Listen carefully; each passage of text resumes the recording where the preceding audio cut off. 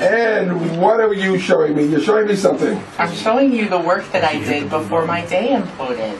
I am thrilled and happy that you're showing me the work before your day imploded. Imploded. Okay, we're going to have to talk about that. But first, can we introduce ourselves? Probably a good Like, idea. for instance, if we say, you're listening to All Things Employment on OneTruckNetwork.com. I am your host, Aaron Boyce, and you are? I am Robin Rose-Haymer. And we have two wonderful people here as our Wonderful, guests. beautiful, patient, amazing individuals. Technically, we have three. We do have three. One of three. them is just a little tiny. And so you are? I'm Genevieve Levy. I'm the Programs Director at Sacramento Food Bank and Family Services. Yes, you are. And you are? My name's Elena Quintero. I'm the District 1 Parks and Youth Liaison. Oh, you guys sound all special and stuff. Sound like you got good paying jobs, huh? And who's the young lady? Roxanne. She is 4 years old, just turned 4, going on 16. You do know that they wrote a song for it. Roxanne! There actually are several. There's several. I have an entire CD. What do I know is turn on the red light. There's also UTFO. That's right. Okay, that's true. Mm-hmm. That's true. So now we all want to know about how your imploded day happened. Everybody does not want to know about that. Sure we do. Tell us give us the cliff notes about your imploded day and how you're still here, ready to face the rest of the day. The cliff notes of my imploded day simply are that I was resilient and I'm here. That's the cliff notes. Okay, you do realize that if cliff notes were really like your cliff notes, no one would pass those tests. Well, that's because you're actually supposed to read the book, Aaron. No. Okay, what do you think cliff notes are for? For teachers to be able to if you listen know to which any questions college they're person, not supposed to ask you. They're not supposed to? That's right. Okay. So I was listening to somebody talking about something, right? I'm That's just saying. informative. I don't remember where, don't remember when, right? And they were asking the question, I'm trying to remember what the question said. It was a cool question. You realize that a half an hour ago I had this all set in my head, right? And they have these things, we call them pens, and Yes. when you have a thought that Yes. perhaps you might not remember in a half hour, it's a good idea to jot it down. But you see, I have the memory of an elephant. Right, and that's evidenced by that, what just happened now. Yes, so saying that, they were talking about something, and I'll bring it back up once I get to it. You will know, but until that happens, I think we need to go to a quote. I do. That's a good idea. I do. I think that's a good idea. Did you Okay. say that because I just pointed to it on my paper? No, I said it because I need a quick way out. Ah, okay. Excellent. Here we go. Our quote of the day is, "The two most important days of your life are the day you were born and the day you find out why." And that's a quote from Mark Twain. It also was in the movie The Equalizer, starring Denzel Washington. Wow. Thank you very much for that moment. You threw that. She threw that in there. I did. That's good. So, okay, the two most. Tell me again. The two most important days in your life are the day that you were born and the day you find out why. Miss Jen, what do you think about that quote? I'm trying to think of my day when I found out why. Right? Yeah. Isn't that a good one? Yeah, Yeah. it's making me think. Okay. Yeah. I remember the day when I told my mom I didn't ask to be born. I found out some stuff then. Wow. But it wasn't quite what we're talking about. I think we're approaching the too much information realm. You think so? I think it's coming. Yeah, Danger, Will Robinson. It could be. But you know something? Does that mean, Robin, the purpose of one's life? That is, I believe, what Mark Twain means. I didn't ask him personally, but if I had to surmise, that's what I would think. So I have a feeling that most, if not all, the people in this room, we found out at one point or another that one of the purposes of our life was to serve others. I think we have a theme. Yeah. And I'll tell you one thing. I did find happiness once I figured that out. When I knew that the rampant pursuit of money wasn't it. Okay. Absolutely. And that it was something higher. So yeah, I can agree with that. That was a very happy time in my life. Don't remember exactly when, but I do know that it happened, and boy, I've been smiling ever since. Eleanor, since you're here with us and you are going to be telling us more, but I do want to know, what did you think about the quote? I loved it, actually. Recently, I've started listening to songs that remind me just how much I love my job, why I do it. And there's a recent song Sam Smith came out with. It's called Money on My Mind. It's not about money. It's about doing it for the love of what you're doing and not about the money. And I could make $1 million doing what I'm doing, and it wouldn't matter. I could win $1 million, and I would do it for free. I'm very lucky that I get to do a job that I love so much. And by the way, I love me some Sam Smith. That boy can sign. That boy can sing. He can sign. He can. So, what I wanted to share, Robin, with you and the rest of the group is there is things that come to pass. You know, you get things all the time through your email, right? And I got this, and it says 6 simple yet powerful tactics that can help organizations retain talent. Now, understand, this is all things employment, right? And I'm a firm believer that in order to keep your job, you need to know what the other people are thinking. Absolutely. And so this was written for the employer in mind. So I was reading it, and here are the 6. Now, again, help organizations retain talent. One is, be more than a boss, be a mentor and a guide. Jen, you are in a management capacity, right? Yeah, I have about 25 staff. Okay, all right. So you know you can jump in anywhere. I won't put you on the spot. Sure. Jump in anywhere. And Elena, are you Elena?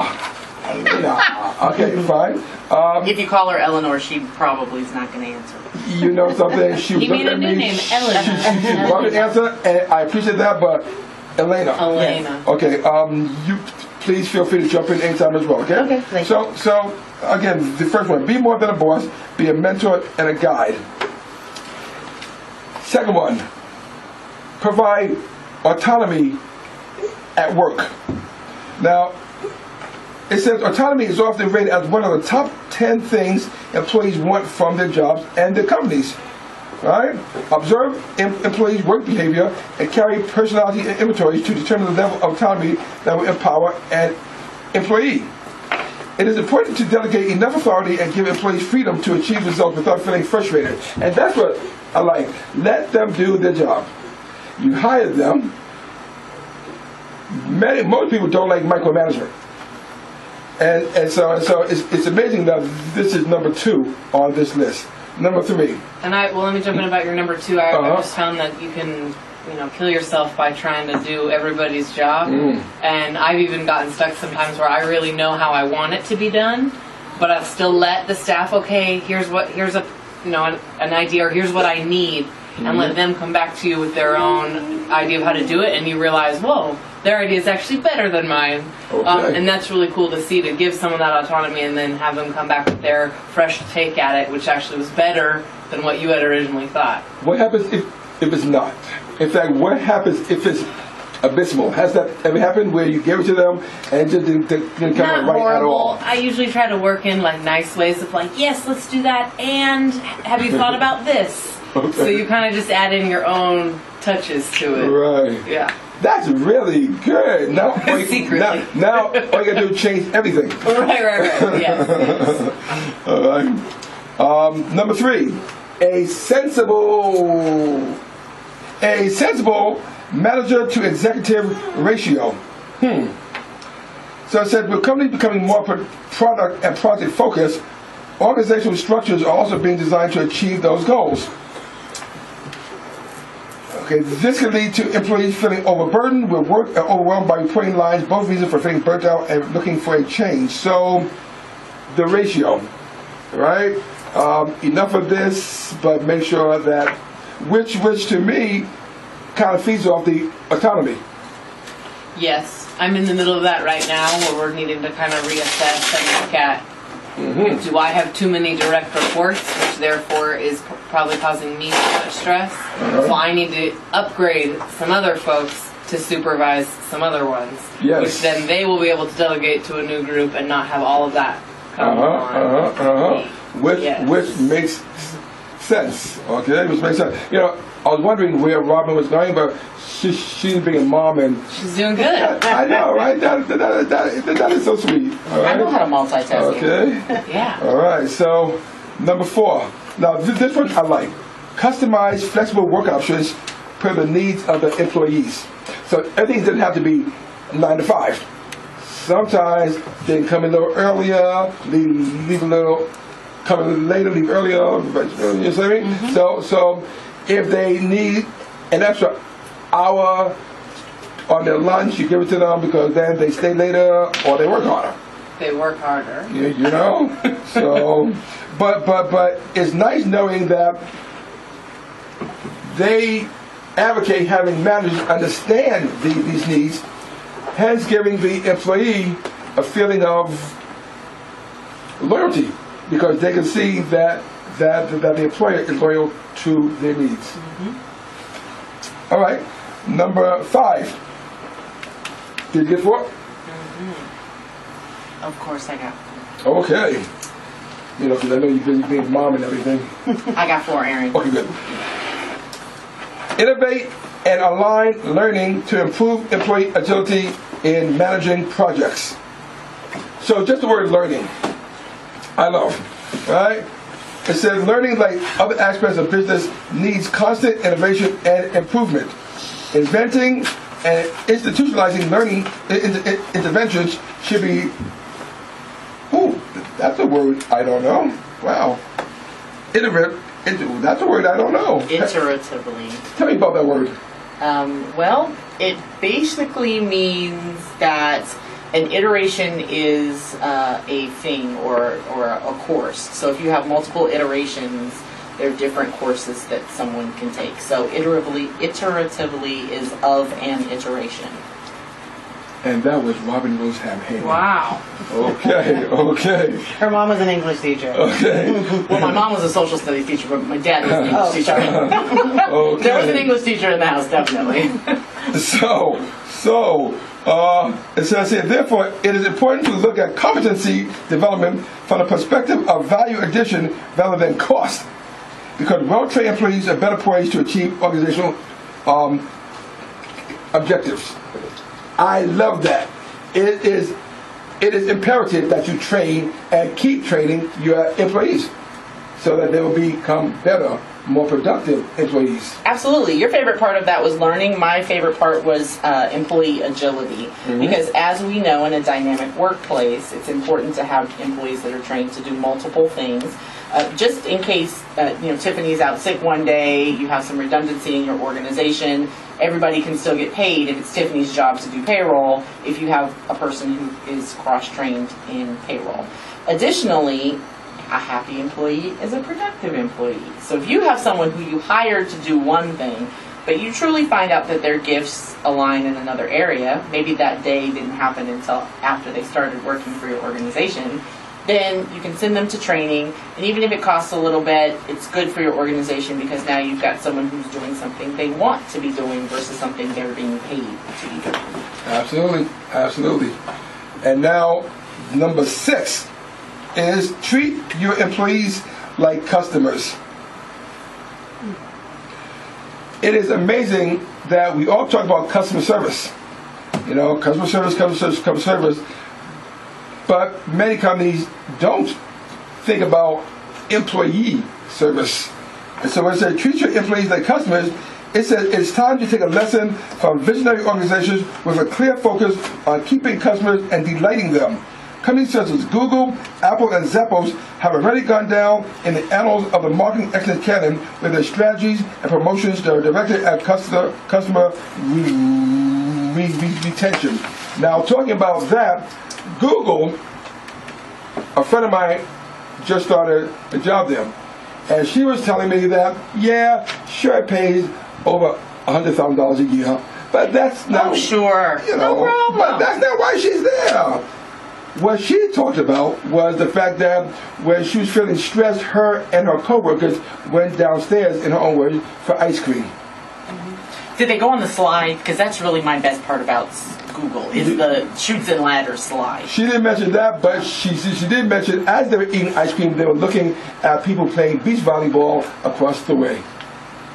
No, that's how Cisco Systems was. I worked there for 3.5 years, and they were very, customer oriented towards their employees. Everything, we got free drinks, we got parties. They celebrated us individually, as groups. It was amazing. Yes, yes. And when you have that, people don't leave. People do not leave. True. There's amazing retention at a lot of those tech companies because they were startups. You know, they're out of the box thinkers, and many organizations that are traditionally minded could take a lesson for sure. Did you know that everybody can bring their druggies onto the worksite? Because that's therapy. It's potentially a mess too. Woof. I noticed they also did not mention cats. They didn't mention cats, okay? She was telling me about how everybody's just playing with everybody's dog, and, you know, I want to know, sooner than that, can I bring my alligator? I'm just saying, I don't think that's safe. it's a therapy animal, I don't think an alligator is a therapy animal. You know, if they have a pit bull as a therapy animal, I can have an alligator. So, You say tomato, I say tomato. absolutely, except for you say it better. So let's call the whole thing off. Yeah, sometimes we get like this. So okay, that was 6 simple yet powerful tactics that can help organizations retain talent. Now, if you are an organization and you're listening to All Things Employment on OneTalkNetwork.com, by all means use these. Take a look at your structure and see if you and your staff have these in place. And if not, why not? And also, if you're an employer and you're listening to All Things Employment on OneTalkNetwork.com, and you've decided that you didn't catch all of those in this rapid fire speech, you can also find it on YouTube, and we will post it on Facebook at All Things Employment. Yes, we will. And that's a good and wonderful thing. So, what's next on the agenda, he asks? He's asking himself, or is he asking me? Well, honestly, what he's really asking is he's looking at this little thing here, trying to see how much time we have left, because I can't really read that. Can you? Yes, I can read it, Okay. but I'm not sure if it's reflective of the actual time or if it's reflective of radio time. So if we're going to go with actual time, we have time. Okay. How much time do we have in actual time? In actual time, we have about 8 minutes. Okay, and that's because of this right here. I'm thinking so. I mean, it's a Yeah. new toy, and I know. didn't get training in the new toy because I was late. So that's what happens sometimes to employees. when I didn't they're get late. training in the new toy because he didn't tell me it was a new toy. Yeah. Yeah. Well, then I So- don't feel bad for being late because I didn't miss anything. Okay, so we're going to assume that you were right, and we have 8 minutes. I think we have 7 minutes and 30 seconds now, Aaron. But you know what I have? What do you have? I have a job. So can I share that with our listening public? Absolutely. Tell us about the job that you have. Fantastic. The job that is available is at Tony's Fine Foods. And usually Tony's is hiring hands-on folks, you know, the warehouse type and the movers and shakers. But this job I found was unique because it is a human resources position. Nice, very nice. Yes, and so the position is available on jobs.sacramentoworks.org, and the job order is available until October 26th, and the position is a full-time position in West Sacramento, and it only requires an associate's degree, which can be swapped off for experience. So if you have 4 years experience instead of an associate's degree, you can apply for this job. And the wage depends on experience, but it's a pretty good range. It starts at a minimum of $38,000 a year and goes all the way up to almost $42,000, and there's benefits. So if you're interested in applying for this position with Tony's Fine Foods, the Human Resources Generalist position, go on jobs.sacramentoworks.org and you'll be able to find the position. And I have training. Training on... Sacramento Urban League has upcoming free training classes. Those classes are great because they're free. Well, yes, but free, you know, I tell people you have to worry about two things, money and time. And both of them you can't get back. So it can be free, but you want to make sure that it's worth your time as well. And the classes are definitely worth the time. They are startup entry-level classes. One is Internet and Computing Core Concepts Program. It's a 16-week computer course on operating systems, Microsoft software web browser applications, tablets, smartphones, and networking fundamentals. Now again, this is an entry-level course, and it starts October 27th, 2014.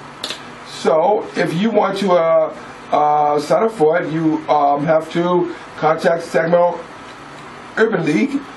I don't have the number on me at the moment. Well, yes, I do have the number on me for the moment. But I know the first 3 digits. Okay. 286. And I have the last 4, 8601. Teamwork makes the dream work. Absolutely. And of course, we are talking about 916 for all our Sacramento listeners. And I'm sure that there is an Urban League in the San Francisco and the LA areas as well. Don't know if they have those programs, but by all means, you can check your local listings. They also have a custodial supervision and maintenance program. This is an 18-week course combining classroom and hands-on training. And I've seen some of those students, and they are very, very good, very, very happy. And in fact, when I was after college, they were used as interns, and they kept our place nice and clean. So 2 programs, Internet and Computing Core Concepts Program and Custodial Supervision and Maintenance Program. That one starts, by the way, November 3rd, 2014. Orientations, yes, are held every Wednesday at 10 a.m. And in order to be a part of the learning programs, you must attend the orientation, and you can pre-register at what number?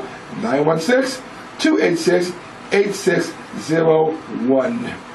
Very good. So we've got lots of opportunities available, jobs and training if you're seeking those items.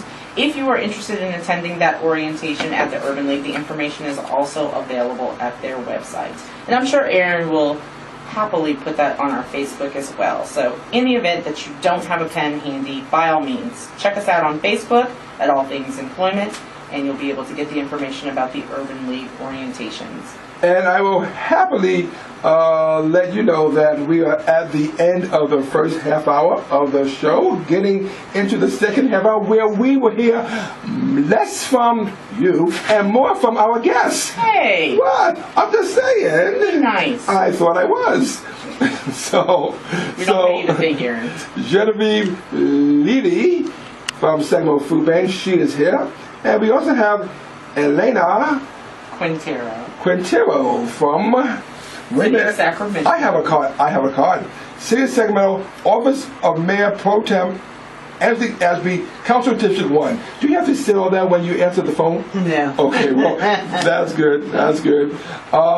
So come back, join us in 5, and we'll see you in 5.